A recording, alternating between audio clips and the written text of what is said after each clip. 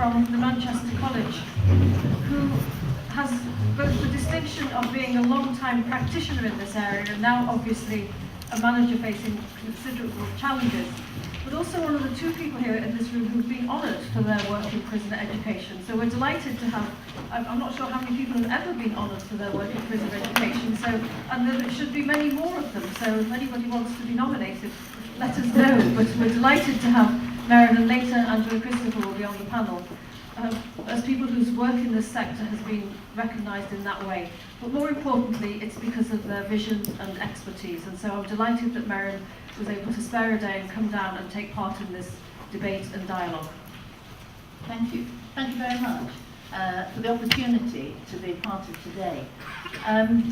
As Pat said, I have lived and breathed Fender learning for 35 years and enjoyed every minute of it. Difficult times, challenging times, yes, but I really do believe in it, and I'm delighted that research has actually shown that now we can say that we are making a difference. And people like Tom and other research people have proved that 15% of those who have been involved in learning, skills and training in prisons are less likely to reoffend on release. And that shows the power of research, that we are doing some good. I'm speaking today on behalf of one of the many providers of offender learning, the Manchester College. And as a college, we have about 79 secure establishments across the country, delivering to all categories of prisons, both in custody and in the community. So I hope that I can respond today to Tom Schuller's paper on crime and lifelong learning. I hope I do him justice.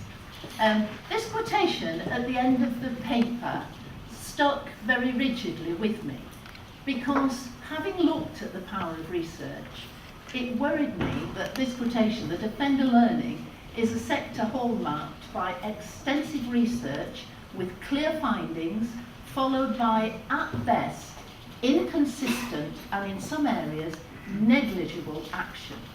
And I thought, what is the point of extensive research if we have negligible action at the end of it? We can't be going down that line.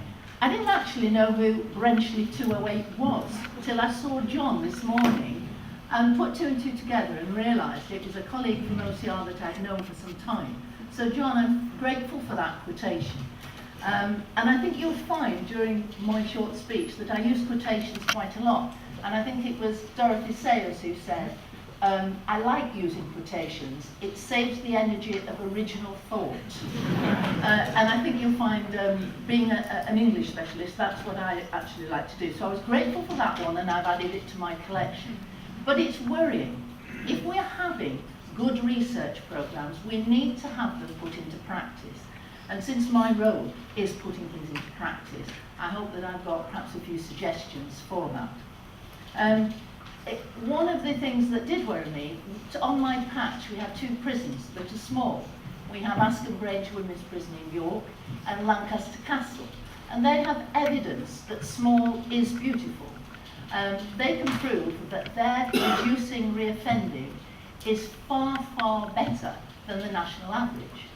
Now this research and evidence came at the same time as the government are planning tightened prisons.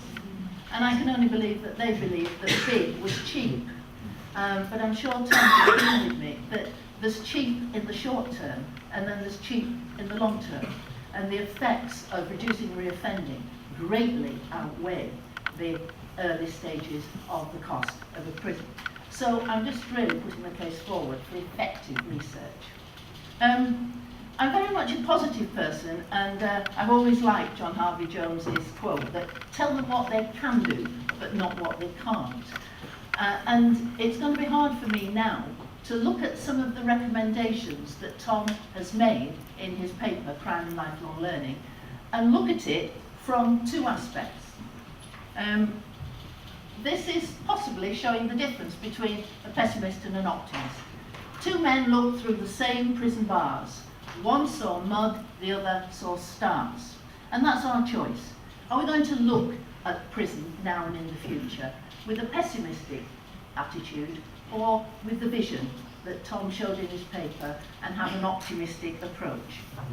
So, in response to the paper, I looked at the executive summary, and if you have a chance to do that, you'll find that there are key themes running through the offender learning section, which I could possibly think have 10 points, 10 key points that we could take forward.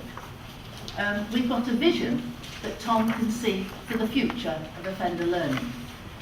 We have the challenge, and the challenge is the pessimistic view, and sadly I still come across people who say, well, of course we can't do that, we're high security.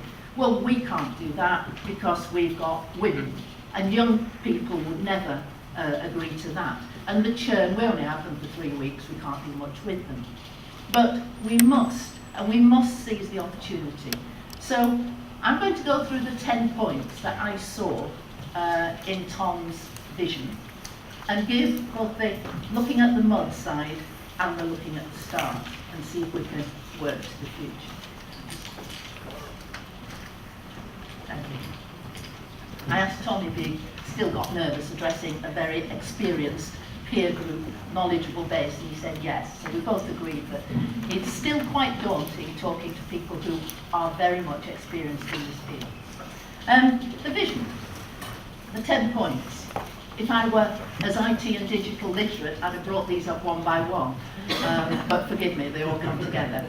Number one, the learning needs-based, the wide range of teaching modes, effective diagnostic services. A lot of our staff would say, yeah, that's great, it's a great ideal, but there's too many people, we haven't enough staff, there's a lot of sickness, the churn's too high. You know, what can we possibly do about that? We do our best, we're limited, and then the key word, and of course we've got security implications. We can't do in prison what they do in mainstream. We practitioners know that's not true. The OLAS contract has given us the opportunity, with its new core curriculum, to develop the offender learning journey and make all that happen. Of course we can mirror mainstream, of course we can have learning that's needs-based, and we've got effective diagnostic services now. If we work in partnership with the Careers Information and Advice Service that's come with OLAS, we can make that very effective.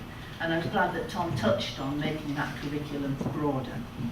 Offenders not moved during the course of learning. What a lovely vision. 30 odd years ago I wondered why I kept losing my learners to other prisons. It still happens.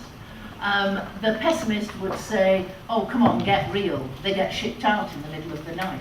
How can we possibly keep them on a course? And I know sometimes we do manage it. And I think perhaps this is one where I go to the optimistic side and say I've also got to be a realist. I feel for the team who allocate our 85,000 currently in our systems. It must be a nightmare to move them where there are vacancies, where they can move them. And sadly, realistically, education and training may come way down that list of priorities before they're moved to another prison. But what we can do, if they are going to move, is make sure it's as seamless as possible. To make sure that we've got a curriculum that's transferable, that we've got data that's somewhere in that portal in the sky that we've been promised, that will transfer their records and their details, so that we can have offenders moving on a course without that interruption. We need a credit flexible based system for accreditation. And I think that's particularly true, that one of the figures in the report states that 28% of courses that are enrolled on are not completed. And that's at a cost of 30 million in accrediting bodies' fees. So we could cut that immediately if every course that we had was finished. And we can do that, on the optimistic note, because we've now got unique learner numbers for each member of each student. We no longer have John Smith in a certain prison being entered for level 1 for the 5th time at the 5th amount of cost. We can track them. And the qualification credit framework is absolutely perfect for offender learning. And we can embrace that and take it forward.